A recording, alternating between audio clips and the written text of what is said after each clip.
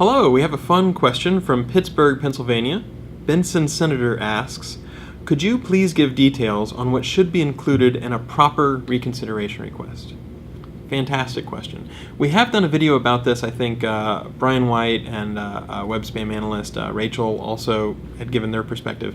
But I'll give you a very high-level view and then maybe a few things to chew on and think about. At a very high-level view, the goal of your reconsideration request is, number one, to tell Google you've stopped whatever violations of the quality guidelines were happening. Paid links, cloaking, scraping, doorways, whatever it was, you need to make a clear and compelling case that that has actually stopped. That behavior no longer is going on, and that you've cured that as much as possible. So if you were doing paid links, you've gotten as many of those links pulled down as you possibly can.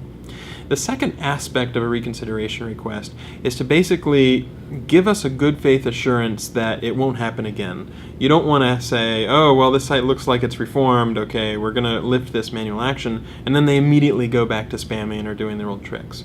So what you want to do is step into Google's shoes and say, okay, what would best convince Google that we've turned the corner and that this behavior has stopped and we've cured whatever was going on and it's not going to happen again.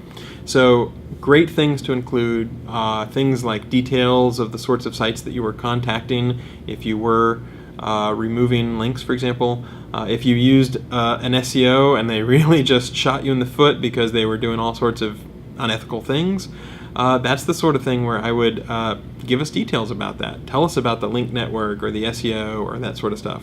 If it was someone in-house, what have you done to make sure that it doesn't happen again? I was talking to a large company who had done a reconsideration request, and they were talking about how they put a training program in place so that they, future people would understand these were the violations of our quality guidelines, whereas these behaviors were okay. Basically, the more stuff you can do to give that kind of clear, compelling evidence, the easier it is for Google to make an assessment. Ideally, it's best if you include as much information as possible actually within the reconsideration request. We tend to be a little bit leery of if you're inserting hyperlinks that go off to random places. If we can't know where they're going to go, then we have to think about, is someone going to try to give us malware or something like that. You can include links to a Google Doc or a Google spreadsheet if you want to show sites that you've contacted, because it is possible for us to view those sorts of docs without worrying about what sort of things might be included or revealing the identity of the person who is looking at the reconsideration request. But it's just like any time when you're trying to convince somebody, you want to make sure that you show that you have taken a lot of effort, that you have tried to clean things up, and that you basically won't happen again. And the more we can suss out and try to assess whether you're now of that mindset where you're not just going to try to do another fly-by-night trick or whether things will lapse again, the easier it is for Google to say, okay, it looks like things are in pretty good shape, so let's go ahead and grant that reconsideration request.